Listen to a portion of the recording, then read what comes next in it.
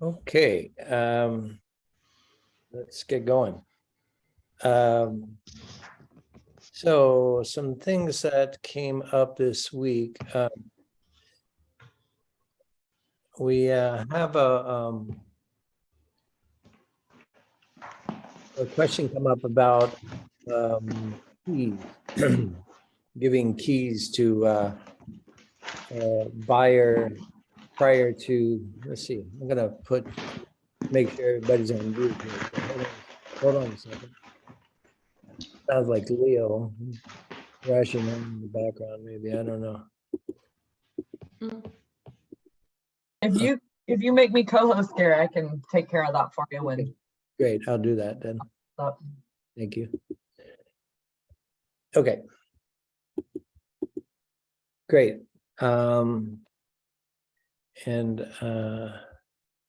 So we had we were representing a seller of a mobile home.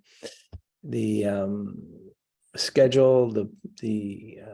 closing was scheduled for the 10th, and somewhere around everybody had signed everything, and somewhere around the 7th, 5th or 6th or 7th, the buyer asked for access to the property.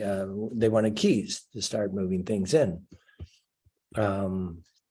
And they asked through their agent, and their agent said to us, our agent, that, well, our company policy is not to give them the keys. And I said, well, and our agent said, great, that's our company policy too. So, we just don't turn over keys to buyers prior to close of escrow, and even though you may sign at 7 a.m, we don't have evidence of the recording until 2 o'clock or whatever it is. So we just hold on to the keys until we have verification from the title company that the transaction is closed and officially in the new buyer's name. And then we can turn over keys to them. Okay. So just remember, one of the worst things we ever had happen, we were in escrow with a buyer on a condominium, I remember, and they wanted to move in early.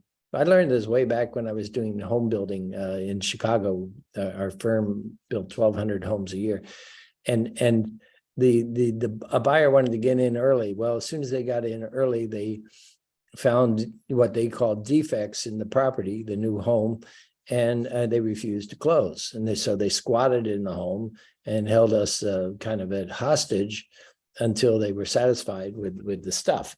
So that was my first lesson, and don't let a buyer in the house prior to close of escrow. And then we had one on a resale a few years ago, where for whatever reason, we turned over the keys to the buyer ahead of time. They moved into this condo unit in Santa Rosa, I think. They spent the night there, and they didn't like the traffic noise. And so they refused to close and canceled the transaction. So, I mean, was it valid or not? Then we got to go through all those hoops. But anyway, one of the worst things we can ever do is let a buyer into a house before they own it. Certainly they can do their walkthrough with their agent and things like that. But and very once in a while, we let them move something into the garage. There's separate agreements around that. We can construct, moving furniture into the garage. But John, you got any war stories on that issue?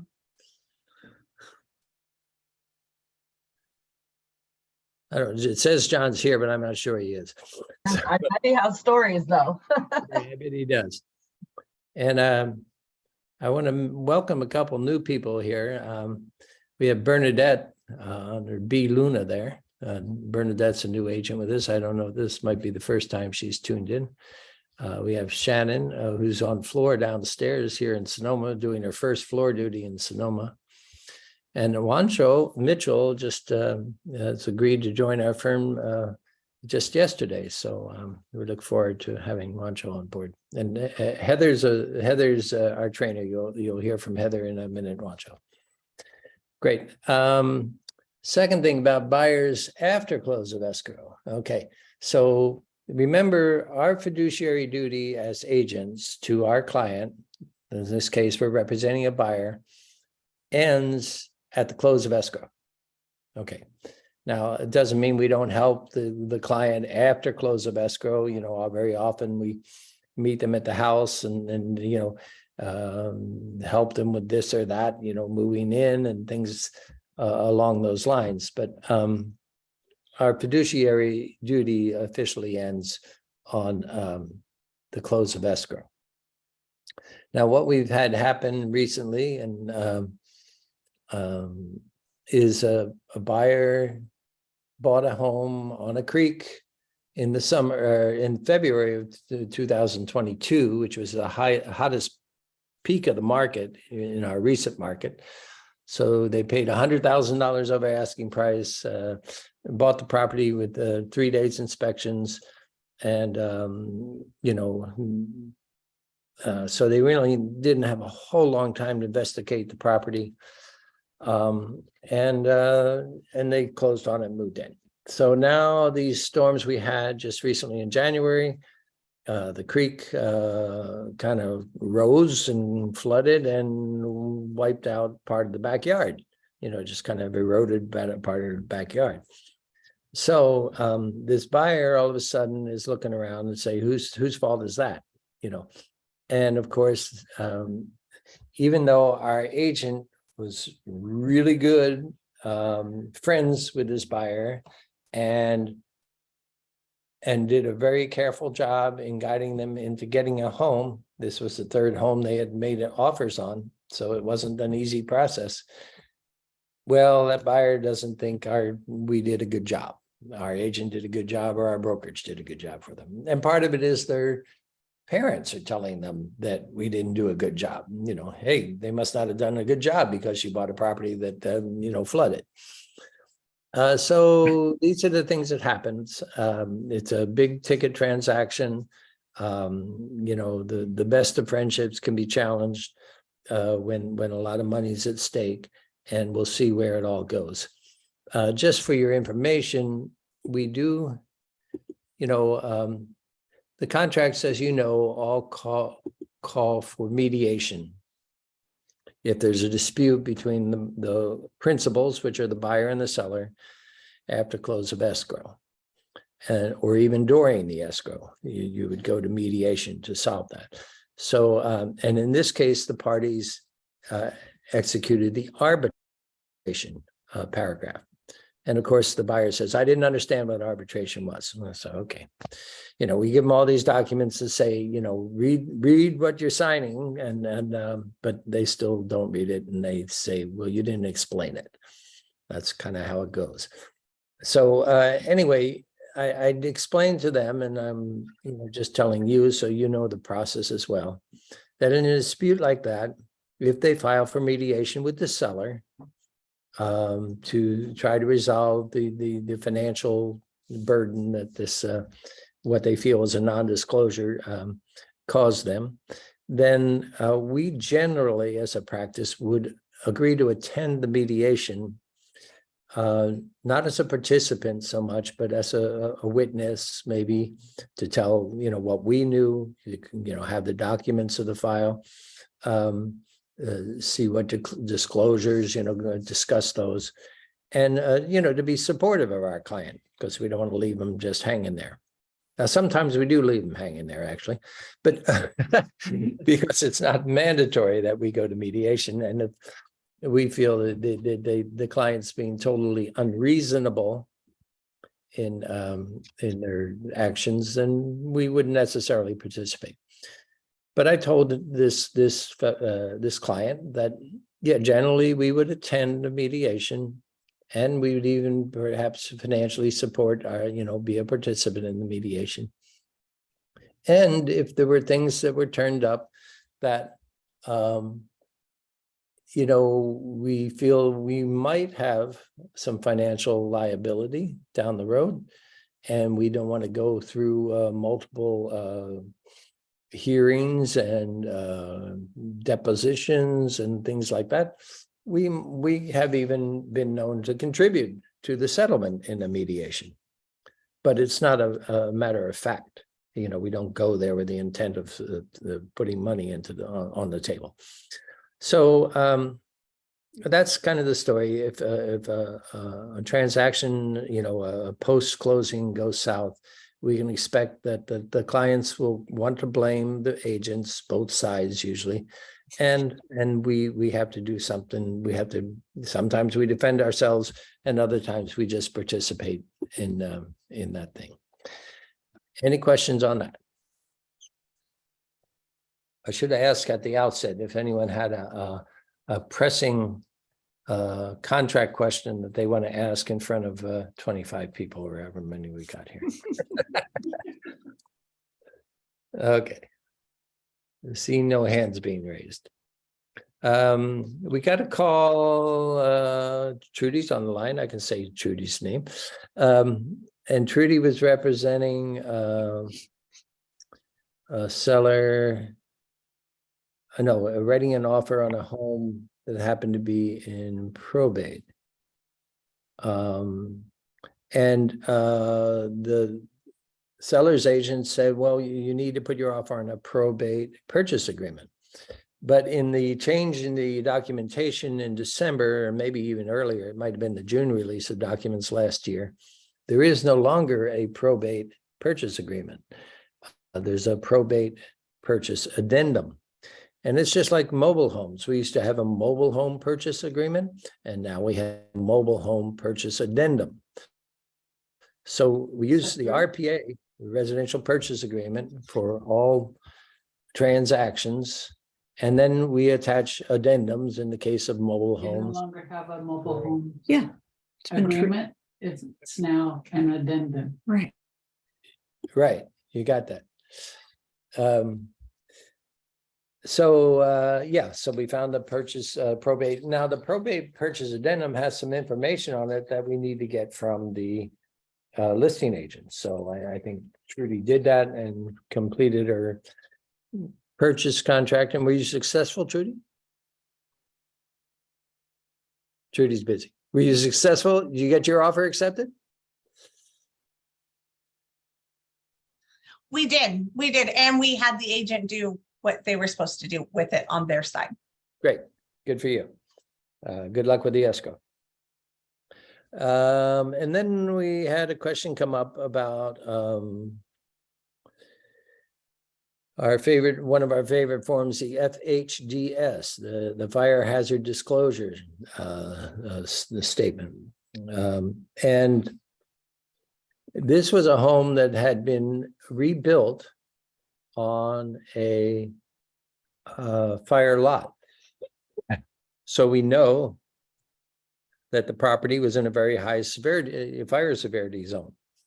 And so we filled out that form, but this property really is exempt because it's a new building. And you'll see in the very beginning in the FHDS form, which properties, you know, there's 3 characteristics the property has to have to complete that form. So this one was a new home, and that was exempt for that reason. And so we didn't complete any further documents. Now, the buyer's agent was asking for what they described as an AB 38 compliance inspection report. I don't even know what that is, but there could be a compliance inspection report done at the very bottom of the FHDS if there's a local jurisdiction doing inspections and giving you compliance reports. This property didn't have one, so we can't give them something we don't have. So that was how we handled that. The other thing that came up about documents is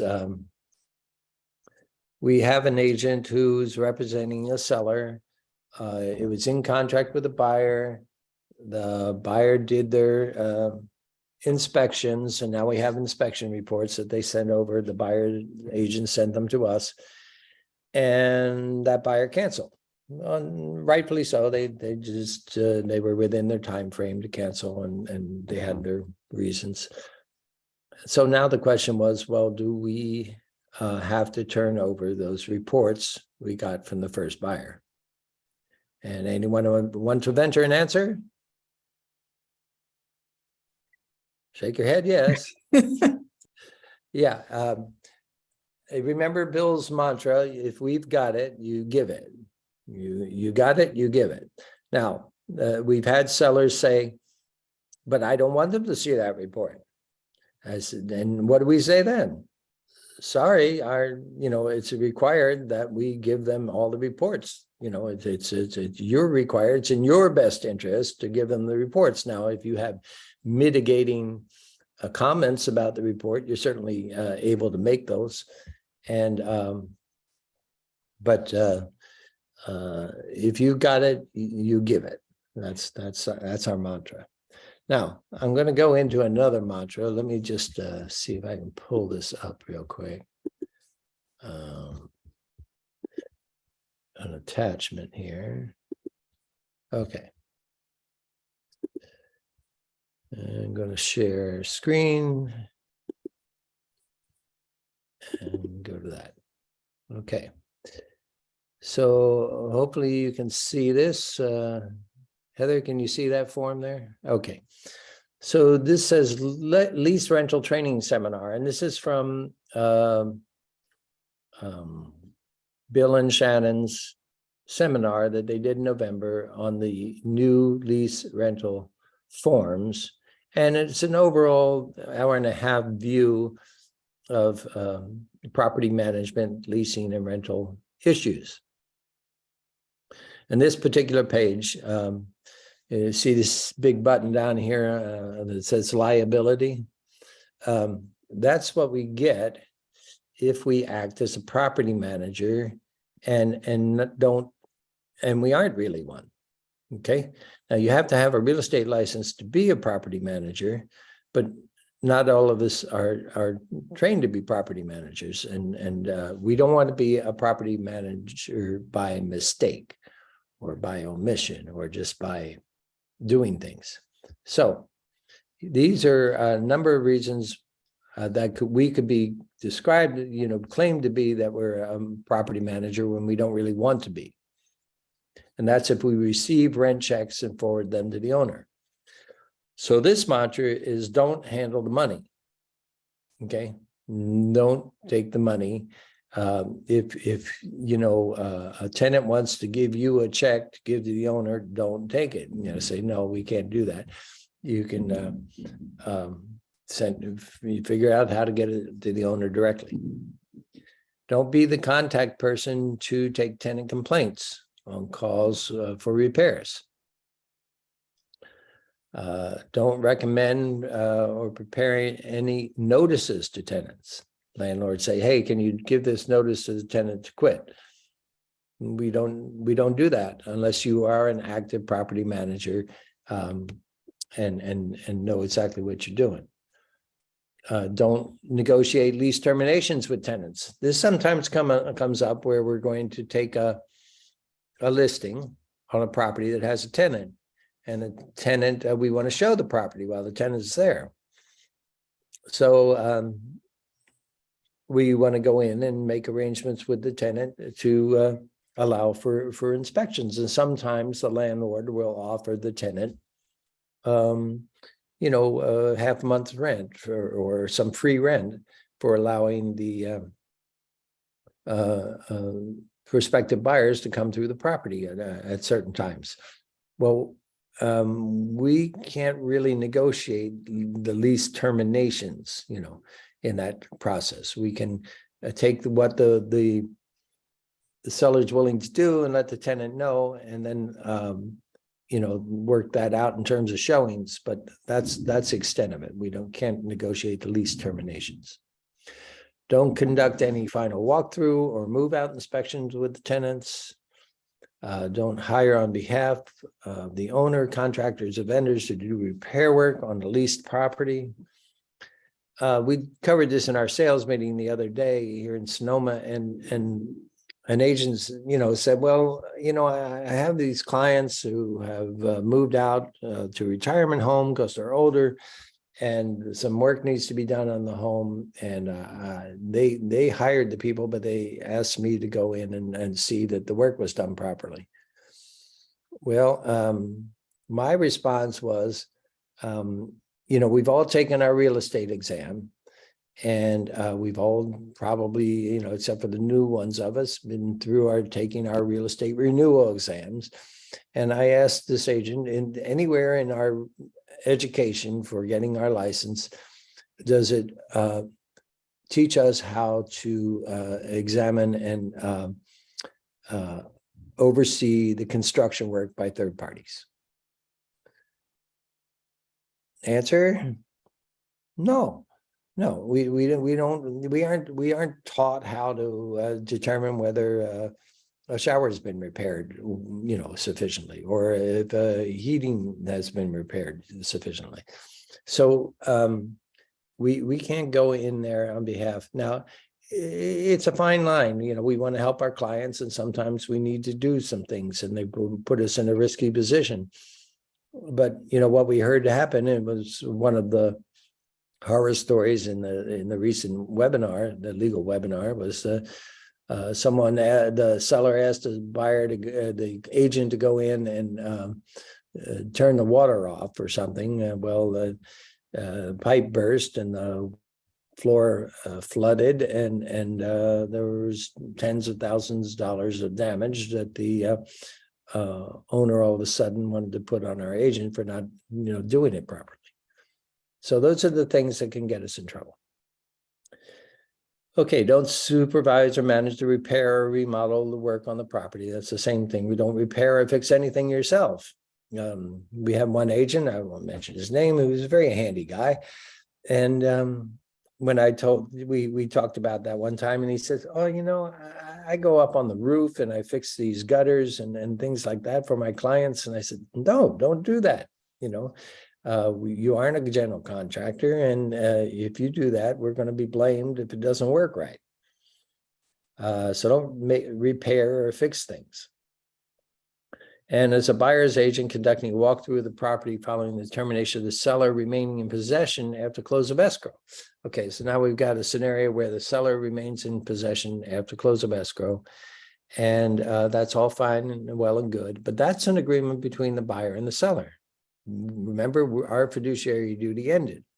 So the buyer who's going to be moving in after the seller leaves is out of town and says, hey, could you just go in and see that the property's in good shape? I said, we really can't do that. That's not part of our job. So I'm sorry, but we got to learn to say no in those cases. So I know, it's a fine line between helping our clients out and getting ourselves in trouble. We do have insurance for these things. That's part of our insurance does cover us for property management, but we don't want to be property manager by mistake.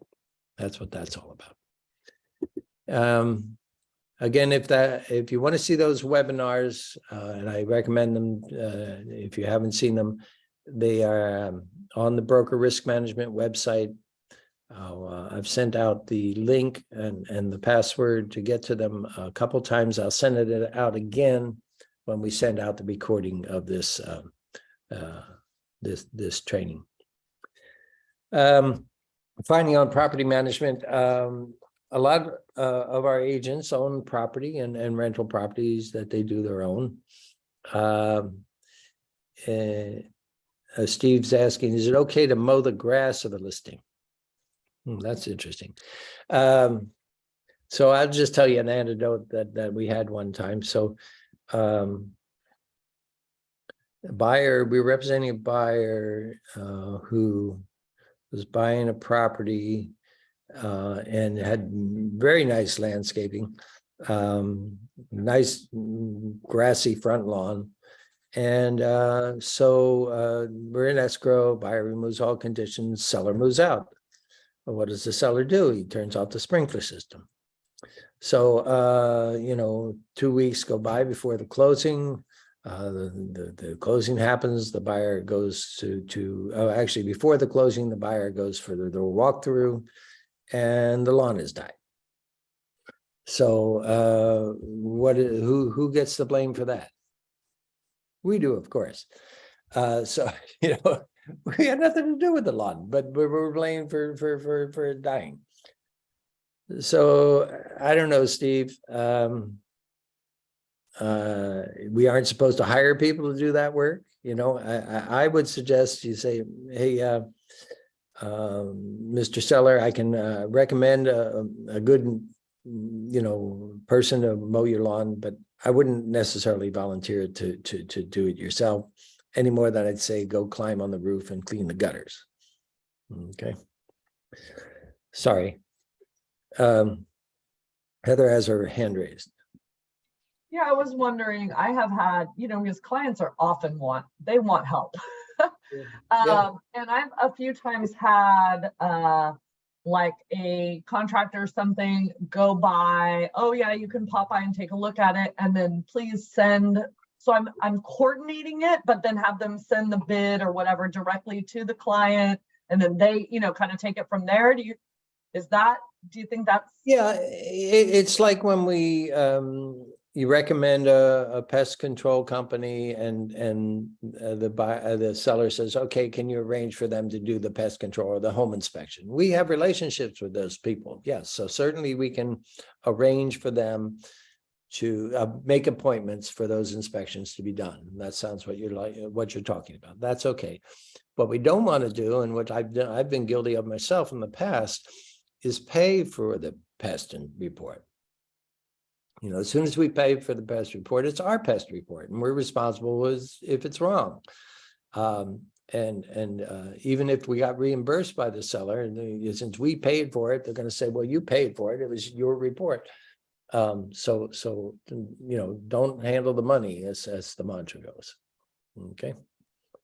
Gary, Yeah. is it really important to make sure that our names don't show up on these reports? Because they frequently, particularly with the inspections, they frequently show up, the agent's name, and maybe the principal's name does, the seller's name does, but the agent's name do.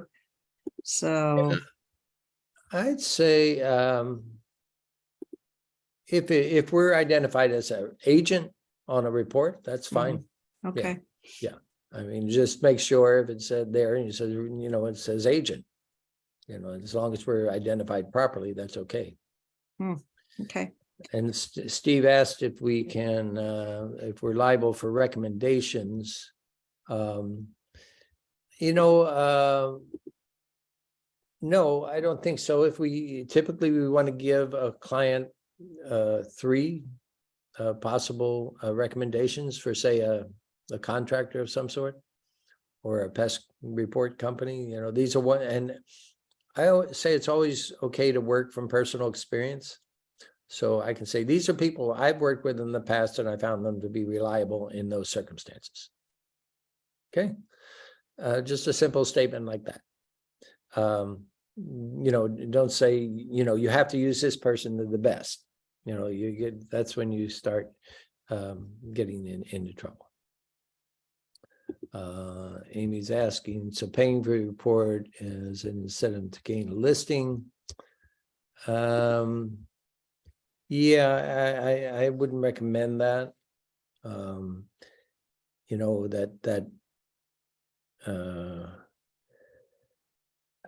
Reimbursing the seller at the close of escrow for the reports. It's okay for us to give the seller a credit of some sort. You need to check that with your manager if you're expecting the company to participate in that. Often we'll agree to pay for a home warranty. Now, I've never heard that if we pay for the home warranty and the home warranty company screws up, which is pretty frequently, or is tough to deal with, that we get blamed for that. I've not heard of that circumstance. So, it might be okay. I wouldn't use it as a lever to try to get the listing necessarily. they should hire you because you're an excellent agent and professional. Okay. Just circling back real quick, and then I'll let Heather do her tech training today. I don't know what she has on board for you, but when you have property of your own, let's say you own a rental property, you don't want to drag your license as a realtor and the broker's license into that activity of your own rental.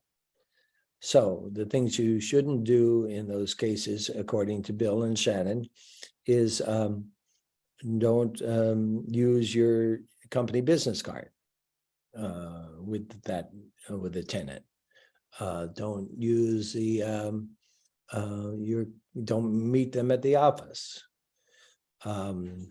This is your own property, and keep it separate from the brokerage, because if something goes wrong, people are always looking for deep pockets, and attorneys get hold of something and they know we have insurance and they want to get to that if there's something that goes wrong.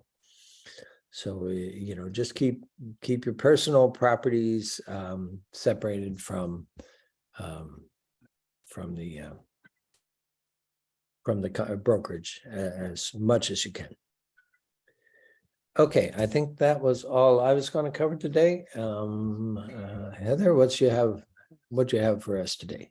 I actually thought of one question that I should have thrown out at the beginning about a particular contract that we just dealt with recently. Okay. We recently got an offer, and in the offer, the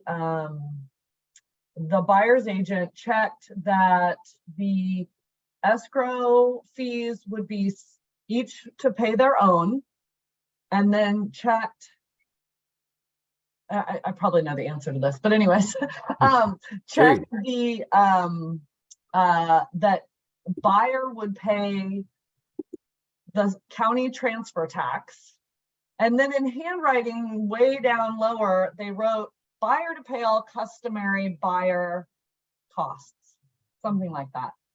And we did not counter it out. I'm realizing we probably should have countered to just make, because customary is just not, it's just such an ambiguous term. And the agent came back and said, well, my intention was that the buyer would only pay the customary terms, which, here in Santa Rosa is not typically the county transfer tax. But I argued that, well, but you check county transfer tax. So they conceded, but in that case, when someone says something very ambiguous, is that the best course of action, just counter and clarify those details? Yeah, I think so. Communicate. That's a key thing to do as agents, is communicate with each other. Yeah. So when you see that in an offer, I'd call up the agent writing the offer, and I'd say, what are you trying, what's this say? What is this? What are you trying to mean there? What does that mean? And then clarify it, either have them clarify it in rewriting the offer, or clarify it in the counter offer. Yeah, that makes sense. Okay. Yeah, I realized, because it's like, okay, buyer's paying all customary and they're paying the county transfer tax. I was like, great. Yeah. But those were ambiguous because that's not a customary, but they said they'd pay it, so there's actually in exactly. two clauses, those two clauses are in conflict. In conflict. Yeah. So anyways, they did end up paying, so we're all good. But I just thought after, like, there was a lot of things we had to counter out. So it was a little bit of a wonky contract. So thank you.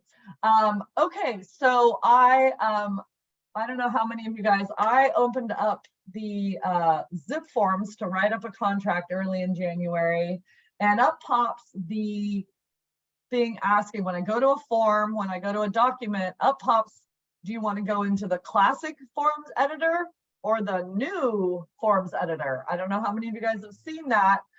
But don't you just get frustrated? You're like, oh, I don't have time to figure something new out, right? And so all of January, pretty much, I was just going in, I want the classic, give me the classic. And then I would forget to go in and, go in later and and look at it and discover it. So today I thought we would go over the new forms editor there in ZipForms, just highlight a few things for you guys so that you're familiar with it. And when, you know, eventually they're probably going to get rid of the old one, so we'll have to switch over, so you'll have seen it.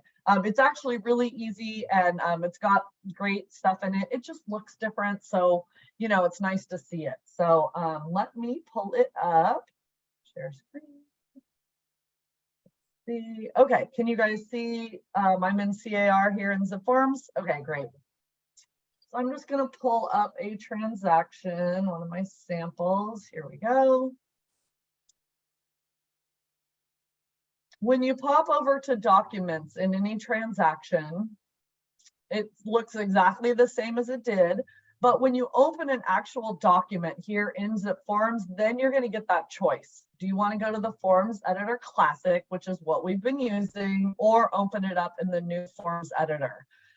If you want to go over this at another time, there are 2 videos right here that you can watch. If there's anything you forget, they're only about 8 minutes long. It's not complex. It's just, you know, those are there if you want them, but we'll pop in and take a peek so that you guys have an idea of what you're going to expect to see here. It won't take too long.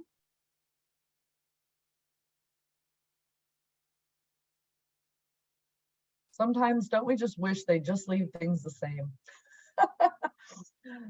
I know they make them better, but oh, it's saying unable. Okay, let me open something else. Open a new form editor. I don't know why it wouldn't let me open that one.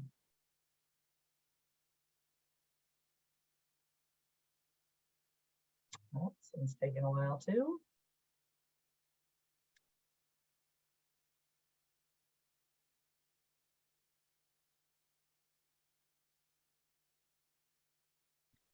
Darn it. Okay, let me just go to, it says just remove it and then we add. Let me just go to a different transaction. Got several samples in here. Let's try this one. All right, going into documents. I'm going to pull up the RPA, see if this one works. There we go. All right. Who knows why that didn't work? All right, just a little overview of what you see. On the left is your actual document, the view of the document. You can scroll through that right there. On the right-hand side, you have what's called the workspace, which right now it says forms and documents at the top. This is called the workspace. And then on the right is your navigation. So the right is where you can add parties, you can add listing info, and all of the tools are. So this kind of takes you to the different parts of the workspace. All right. Anytime at the very top, you can print or download right from here, and you can send it to the signing programs, Authn-Assign or that's the main one through here. You can also save this. So if you click save on here and you go into back to your transaction, when you come back to your transaction, it'll come back up with this as you've been working on it. So it's kind of weird. It'll save the document, but if you're adding multiple documents and working on it in here, if you click here, save here, it will save all those documents together. So it's like, you know, as you're in progress. So a few things you can do here is right now you can see in that workspace, I've got the forms and document page up of the workspace. There's a bunch of things you can do. Currently in this, I have the RPA already up, but you can see right below there's grab from transaction. So it's showing you all the documents that I have in that transaction. And you can either just click on it, click on the little dots and pull it up. So then now you're getting access to it right in here. You can also use it and do the plus sign. So if I want to add that market conditions, I can just click on the plus and it'll bring it up for me. And then if I want to remove it and say, oh, I don't need buyer material issues right now, there's an X on the right and I just click on that and it moves it back down into the transaction. Once you've got stuff in here, you can again check click on these little dots on the left to rearrange the order. So that's kind of nice. And this big blue add button, you can click on that. You can add new documents either from the form library. So if you don't have something in a transaction, you want to add, let me add in the CR, right? I'm going to add in the contingency release. You can do that right here, or you can upload a file directly from your computer right here. So if you want to add in your square foot advisory or the Barris authorization to exclude or anything like that, you can do it right here in this part of the program. So you can also right here, you can download the documents. So say I had 4 in here and I just want to download the RPA. You just click on it and then you click on download or print. So that's pretty handy. Let's see what else is in here.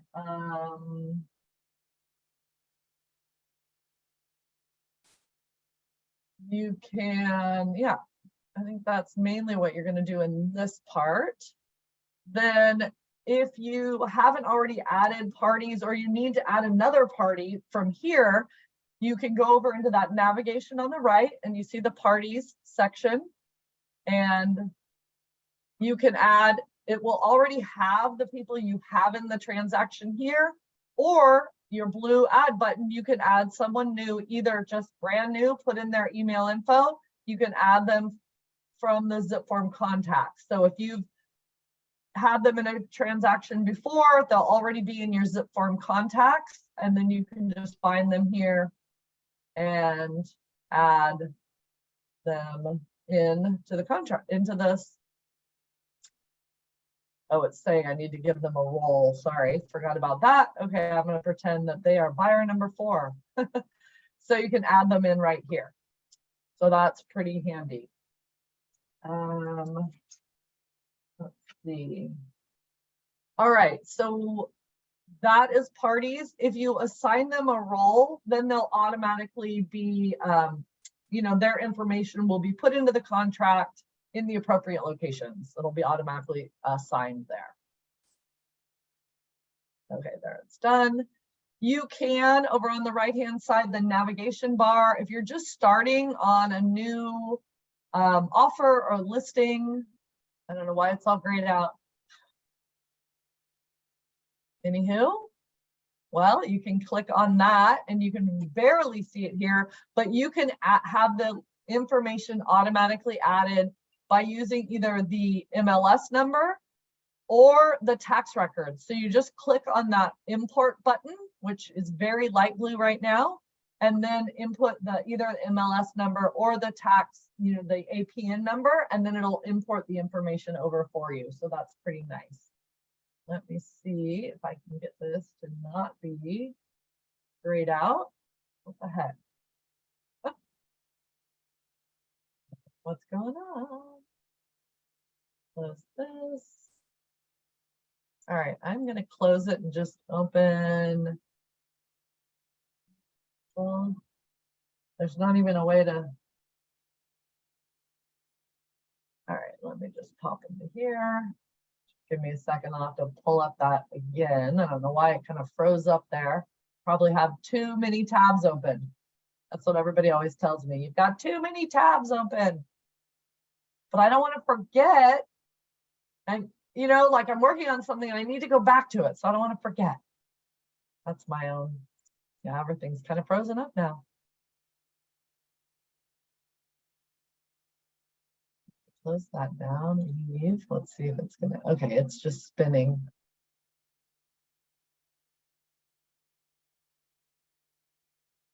All right, give me a second. Have any of you guys been using the new forms editor? Or you've been going back to the classic? Curtis put something in the chat. I'm not sure I understand his comment, but it says the new editor formats with a scroll bar at the bottom of the screen, and the old one goes to full screen. So I'm not sure. That's just a statement, I guess. Yeah, it's just a little. Yeah, it's a different format. There's a bar at the bottom there. Let's see. Okay, here we go. I can get back in now. Sorry about that. Can you, in the new format, can you just close that right-hand side and have a full screen of the document? You know, I have not tried that. Let's take a look. This just came up, so I've only used it myself about 4 times. So, all Mhm. right, let's pop into documents. Go back to that RPA. I didn't click save, so I'm having to start over. So if you do want to go back, you don't forget to click save up in the top right. So you can close the workspace here. Mhm. As you can Okay. see, I just did. Yeah. And now I don't know how to open it back up. Probably click on it. Yes, just click on the navigation on the right. Right. Okay.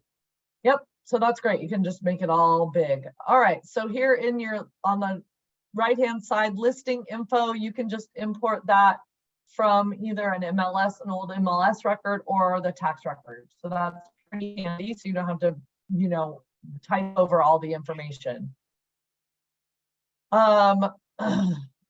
Here on the right, you've got clauses. Now, if you can add a clause into a document, you can search for clauses. So there's some already written up.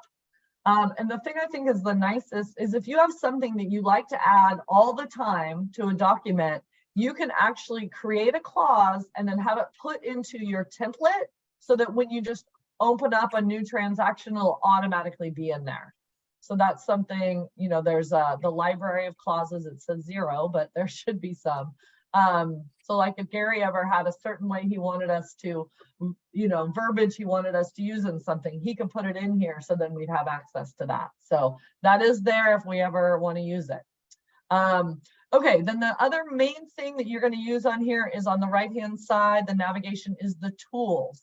The tools are handy. You can add in a text box. So if you have a place and you want to have a little description, you can just click on it and then click in the document where you want and type in. You can change the font. You can make it bold, if there's something you really don't want them to miss, all those sort of things. So that's pretty handy.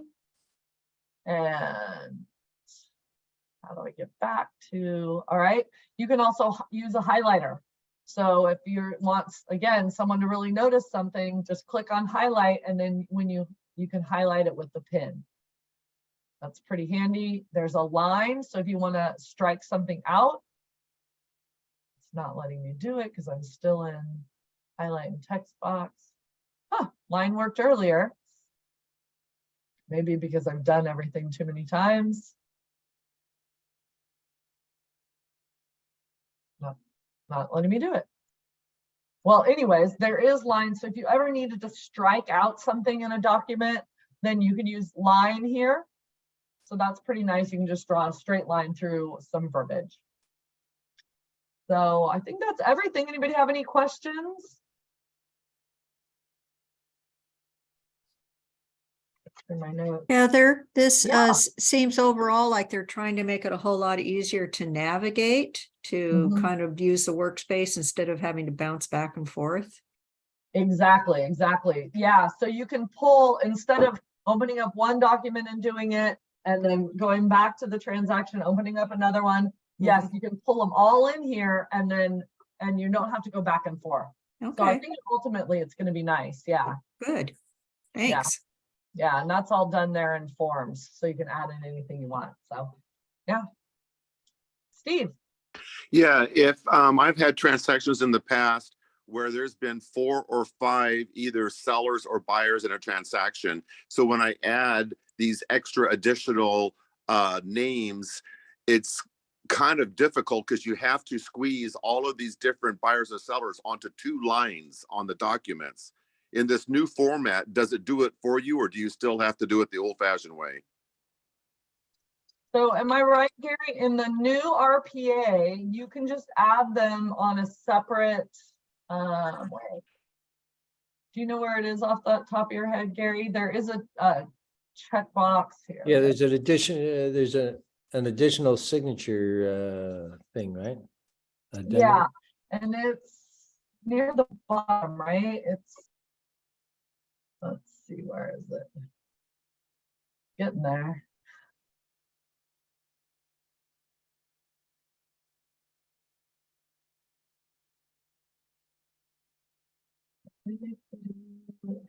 Yeah, there it says, if more than two signers use additional signature addendum ASA. So that's what you Okay. use, Steve. Yeah. There you go, Steve. So you just check right here. Oops, I'm still on the wrong thing. When you're filling it out, I'm not in the right workspace, but right here, if more than two signers, and then once you click that, it'll actually add that ASA for you, and then you can fill out that form. So you don't have to squeeze them all onto this one. So if you Sorry. fill out that form, then that form will cover all of the SPQs and TDSs so that all 4 or 5 sellers don't have to sign every individual disclosure. I'm gonna let Gary answer that. I would think they would still need, I've not had a 4 or 5 signatures. So in that case, Gary, they still need to be signing. Yeah, if they're an owner, a partial owner, even if there's 5 of them, they all need to sign those disclosures. Well, that's what I have done in the past. So I've always had to squeeze all these different names onto 2 lines, and it's been kind of difficult, but I've Well, done it. I think you can use that ASA. I don't know if you can pull up the ASA. There it is. You can attach that to any document. So this says our additional signatures to, and then there's a checkbox. So you have the RPA, you have the RLA, and then you have other. So you can check other there, and you can put the TDS and the SPQ and whatever else you're having them sign. Okay, that would be much easier. Thank you. Okay, Yeah. great, great. Yeah. And Yeah, then you- they you- have you- to sign that once. Well, they need to sign it once for each document they're signing. Yeah.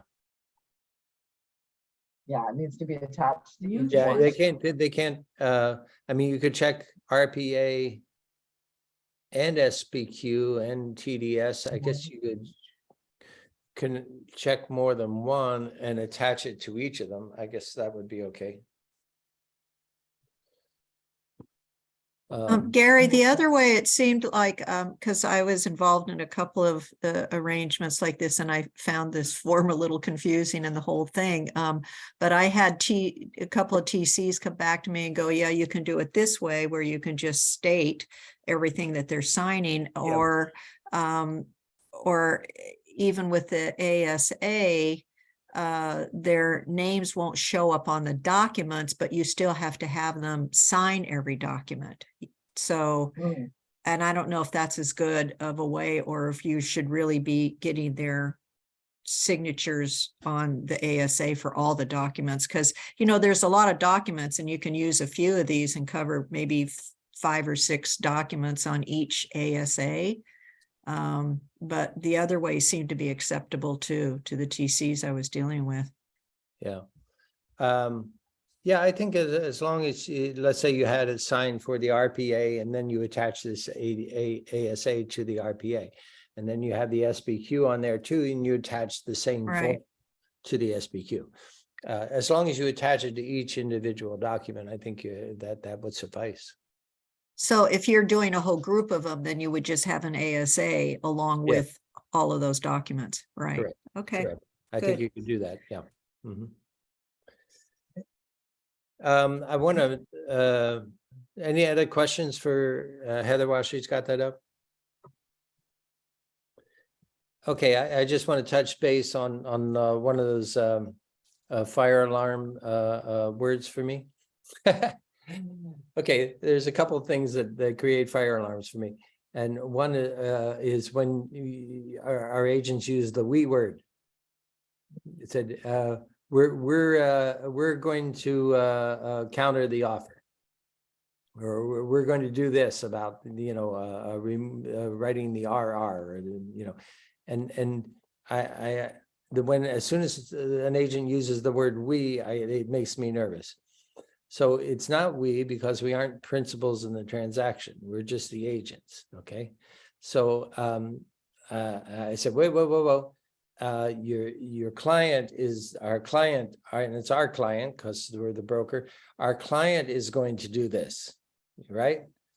Not we. Okay. So we had it's to be sure that we're the client is making all the decisions. We're not making decisions. The client is making all the decisions. Okay. So we don't use the we word. That's one. And then creative writing or clauses. Heather used that word clauses, and sometimes we need to say things that aren't spelled out in the forms. And I call it creative writing. And we aren't really trained in creative writing all the time. So depending on how complex your issue is, I want you to check with me or Randy, your manager, and say, okay, we're trying to say this, and this is what I've come up with. And often I'll say to you, you'll call me and say, we're trying to say this. And I say, okay, write it up the way you think it's, it should be, and then send it over to me and we'll look at it. And if I'm not comfortable with it as the broker, I'll send it off to Bill and Shannon, our legal counsel, for their input. And very often, I'll think something's okay. I'll send it off to them and they'll say, okay, no, you need to tweak it like this. So that we pay for their services. That's what they do. They're very prompt in getting back to us. So try to avoid creative writing in contracts. You can be a creative writer all you want. I hope you write poetry and I hope you write novels and have a good being a creative writer. Just don't do it in your real estate contracts. Okay. All right. So I see one or two more comments in the chat that Heather cleared up a fit to width issue. Okay, that's good. Yeah, do you want me to just show that real quick? Sure. You guys want to take a peek at that? So Curtis was saying that on his screen, this document isn't showing completely. It's a little bit cut off. At the bottom here, you can scroll it if that's the case, but up on the top left here is the fit to width. So you can either increase it or, which I do occasionally, right? Okay, I can't quite see it on this small screen, or you can decrease the size a little bit so that you can fit it to your screen. So that's Okay. right there if you need that. Great. Good. Yeah, and we've had, I don't know about if this is true on some other printers in the various offices, but we've had trouble where printing out a MLS, say an MLS sheet of a list of properties or something, it'll cut off the edges. And there was a fix for that Kylie sent around yesterday. And so if you're having that problem, we've got a fix for it. So if you're printing out MLS forms and you aren't seeing all of the printing, check with your office administrator staff, and they have a fix for that. Okay. All right. Well, thank you all for being here and attending, and welcome to our new folks. And we'll carry on with training next week, and we'll be in touch. Yeah, Curtis says there's a global fix for that printing issue. And yeah, we got the fix from Bayris. That was where we got it.